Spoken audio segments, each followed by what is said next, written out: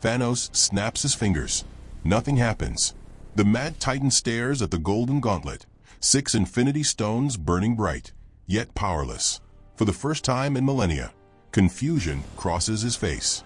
Then he sees him, floating above the battlefield of Wakanda, arms crossed, cape dancing in smoke-filled wind. A man who shouldn't exist in this universe.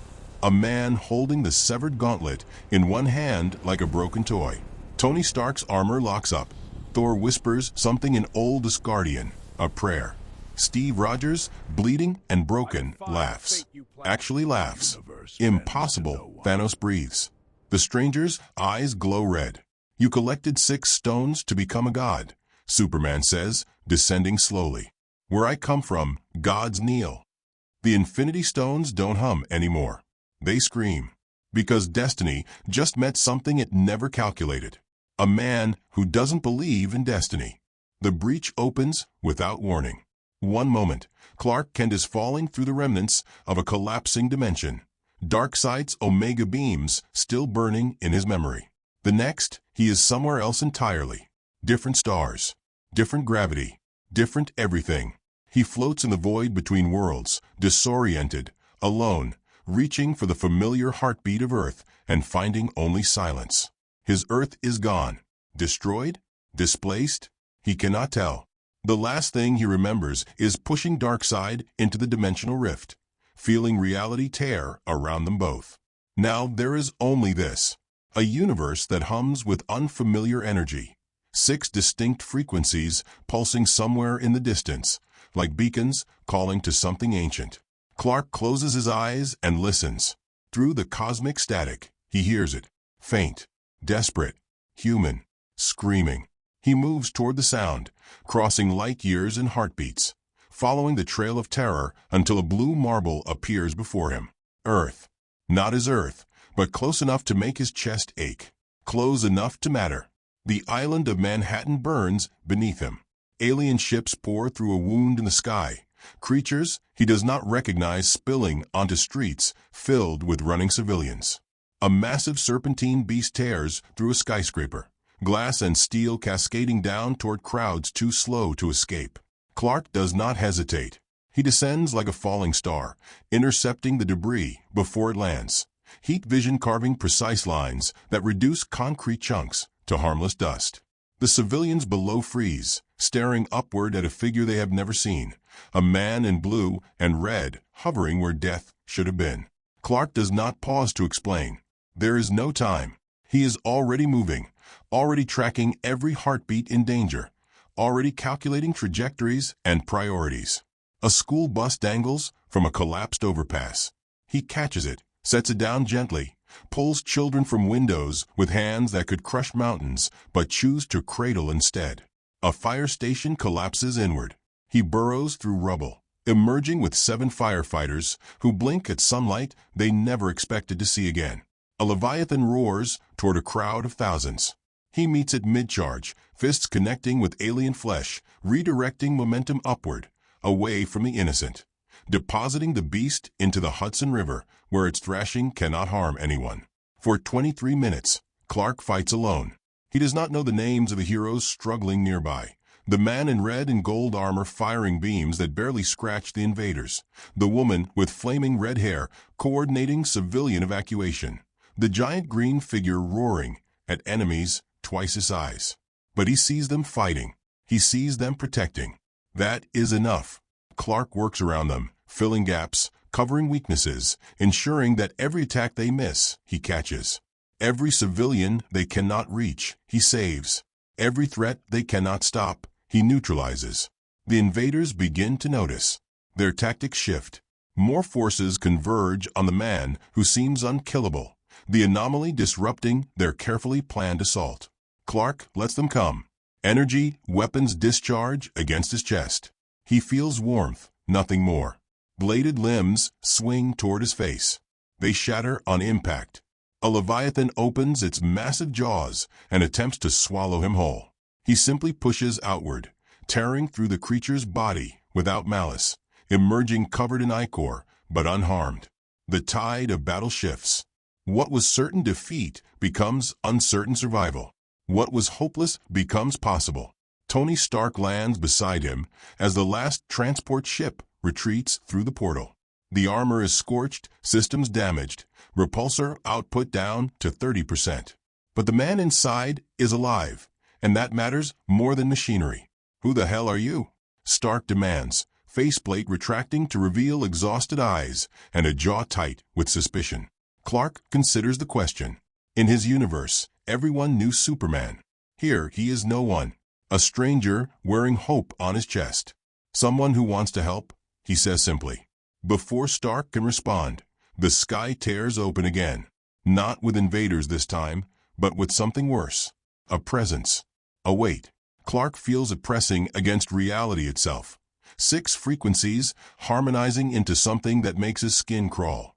A purple figure descends through the portal, massive and deliberate, carrying a golden gauntlet that blazes with impossible power. Thanos. Clark does not know the name yet, but he knows the type. He has faced conquerors before. Warlords who believed destruction was mercy. Tyrants who dressed genocide in philosophy. This one radiates the same corruption, the same certainty that murder serves a higher purpose. Thanos surveys the battlefield, eyes settling on Clark with curiosity rather than concern. The Titan has faced gods and monsters across 1,000 worlds. One more challenger means nothing.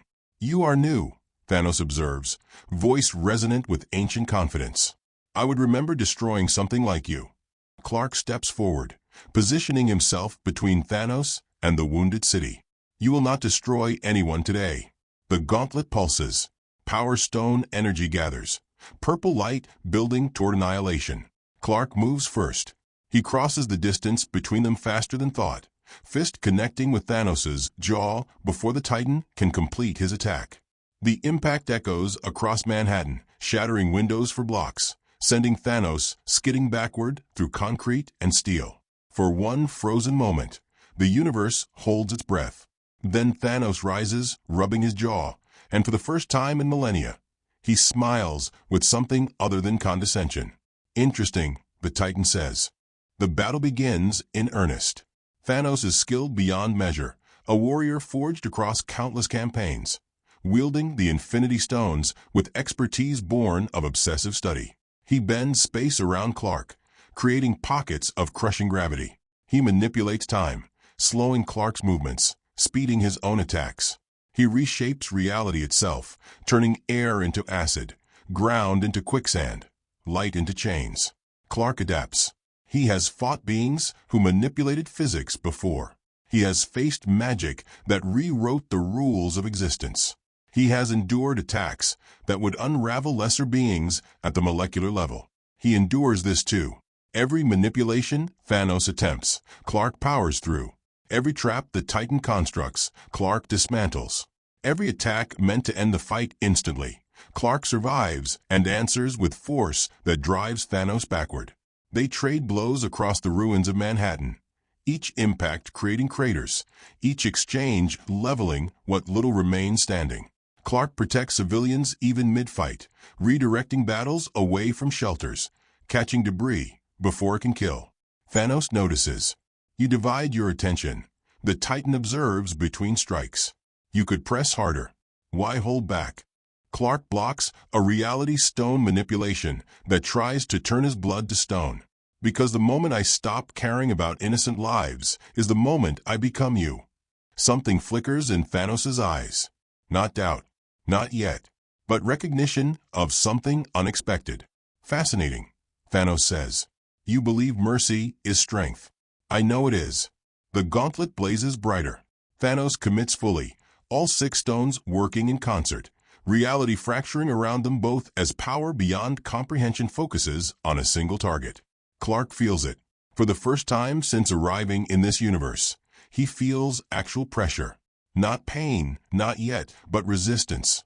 The Infinity Stones are not merely powerful. They are fundamental. They represent forces woven into the fabric of existence itself.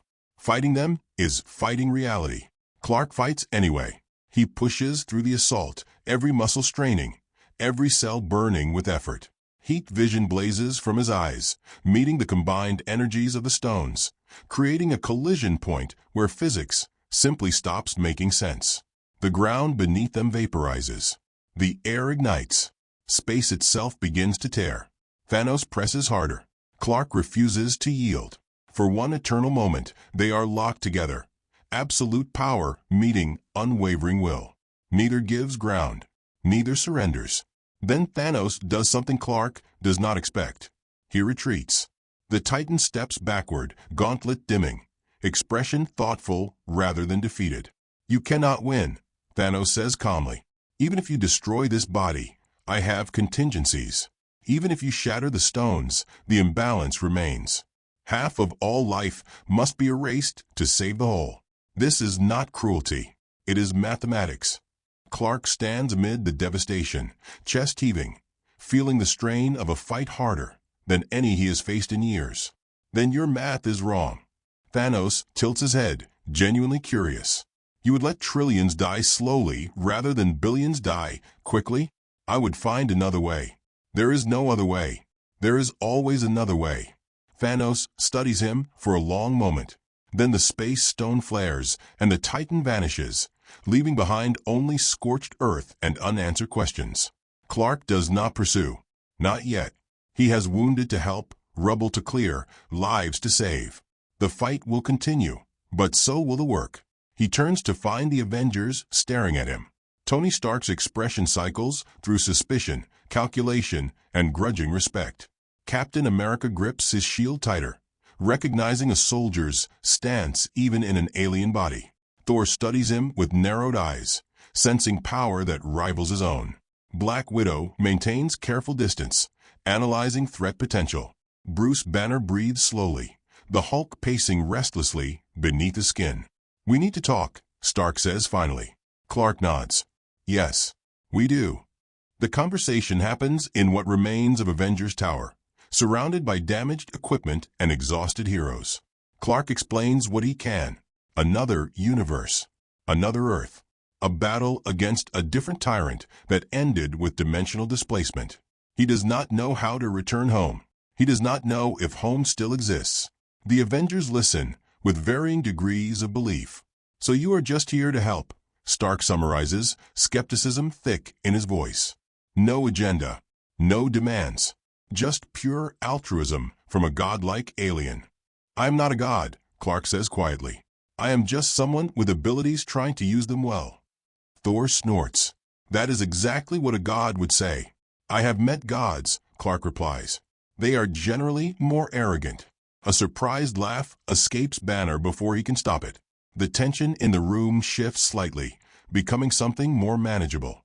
Steve Rogers steps forward, extending his hand. I do not fully understand what you are or where you come from, but I watched you fight today. I saw you protecting people when you could have focused on the enemy. That tells me enough. Clark shakes his hand. Thanos will return. He believes what he is doing is right. That makes him more dangerous than any monster. You think you can stop him? Natasha asks. Clark considers the question honestly. I do not know. The stones are powerful. More powerful than anything I have faced before. But I will not stop trying. The days that follow are filled with preparation. Clark learns about this universe's history, its heroes, its threats. He trains alongside the Avengers, demonstrating abilities that leave even Thor impressed. He helps rebuild damaged cities, earning trust through action rather than words. The team studies him too. They run every scan available, trying to understand his biology, his power source, his limits. The results confuse more than clarify. He is not magic. He is not technology. He is something else entirely, a being who seems to draw strength from starlight itself. Thanos makes his move 6 days later. The attack comes at Wakanda, precisely where the Avengers expected, precisely where they prepared their stand. Vibranium defenses activate. Warriors take positions. The Avengers assemble in formation, ready for the final battle. Clark hovers above them all, watching the horizon darken with approaching ships. The Outriders hit the barrier like a living wave, mindless hunger driving them against the shield protecting the Golden City. Behind them, the Black Order coordinates attacks. Behind them all, Thanos waits, watching, calculating. The barrier holds for 7 minutes before it falls. Then the real battle begins. Clark moves through the chaos like a force of nature, intercepting attacks, neutralizing threats, protecting soldiers who would otherwise die. He does not fight alone anymore. The Avengers move in coordination with him, trusting his positioning, following his leads. Thor calls lightning that Clark redirects toward concentrated enemy forces. Tony's repulsors cover areas Clark cannot reach instantly. Steve's shield works in tandem with Clark's speed, creating openings neither could achieve alone. Hulk rages beside him, the two most powerful beings on the field working together to break enemy lines. It is not enough. The Outriders are endless. The Black Order is skilled, and Thanos remains patient, watching his forces wear down the defenders, waiting for the perfect moment. That moment comes when the Mind Stone is vulnerable. Clark sees it happen. The android called Vision stumbles, wounded by Corvus Glaive's blade, the stone in his forehead flickering. Thanos moves immediately, Space Stone teleporting him across the battlefield. Clark intercepts. They collide above Vision's falling body, the impact creating a shockwave that flattens combatants for hundreds of meters. Thanos strikes with the gauntlet, 5 stones blazing in unison. Clark absorbs the punishment, returning blows that would shatter planets. The fight escalates beyond anything the battlefield has seen. Reality warps around them. Time fractures. Space collapses and rebuilds. The Infinity Stones scream with exertion, pushed to limits even Thanos never imagined. Clark lands a blow that cracks Thanos' armor. The Titan answers with a strike that actually hurts, actually draws blood, actually proves that even Superman has limits. They fall together, crashing through jungle and stone, creating a crater that swallows acres of forest. Thanos rises first, breathing hard, bleeding from wounds that should be impossible. "You are magnificent," he admits. "In another life, you might have understood my purpose." Clark pushes himself upward, body aching, strength depleted from prolonged exposure to the stone's reality-warping effects. "I understand perfectly. You are afraid." Thanos' expression hardens. "I fear nothing. You fear being wrong. You fear that suffering is not inevitable. You fear that someone might prove there is another way." Clark steps forward, even as his legs tremble. "That is why you cling to mathematics. Numbers do not judge. Numbers do not offer alternatives. Numbers let you pretend this is logic instead of despair."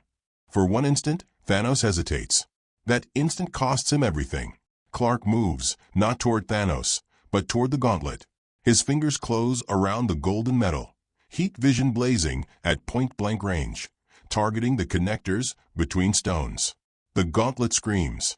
Thanos screams with it, feeling the backlash of damaged stones, watching centuries of work begin to unravel. He tears his hand free, stumbling backward, gauntlet smoking and sparking. The stones remain intact, but their housing is compromised. The connections are damaged.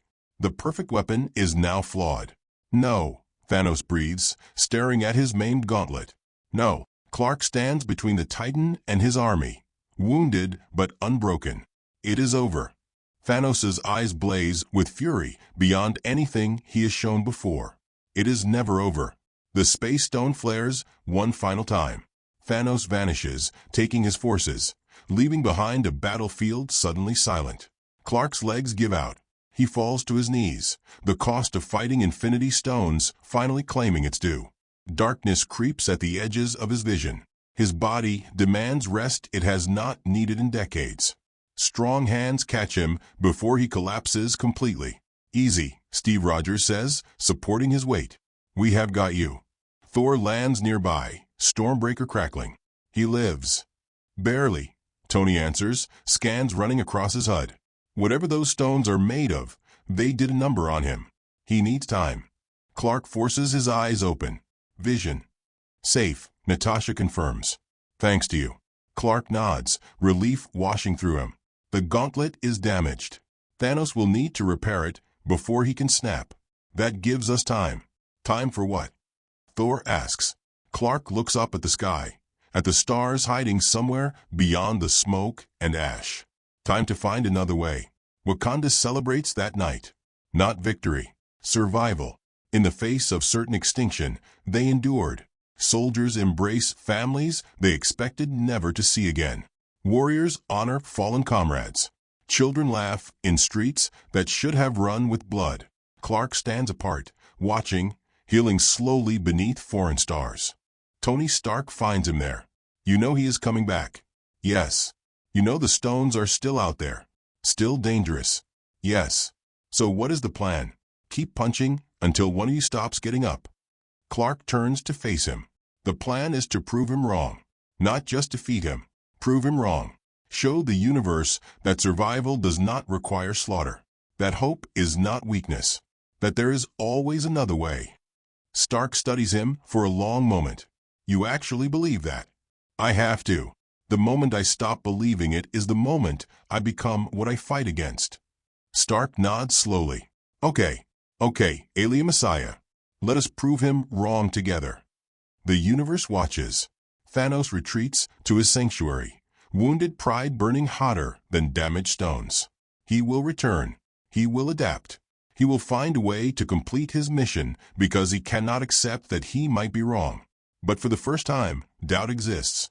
For the first time, the equation has a variable he cannot solve. For the first time, destiny faces something it never calculated. A man who does not believe in inevitability. A man who refuses to accept that suffering is mandatory. A man who proves, with every breath, every action, every choice, that hope is not naivety. It is strength. And in the shadow of annihilation, that strength might be enough to save everything. The war continues. But now, the universe has a champion. Now, the universe has Superman. And for the first time in cosmic history, even the Infinity Stones cannot predict how this story ends.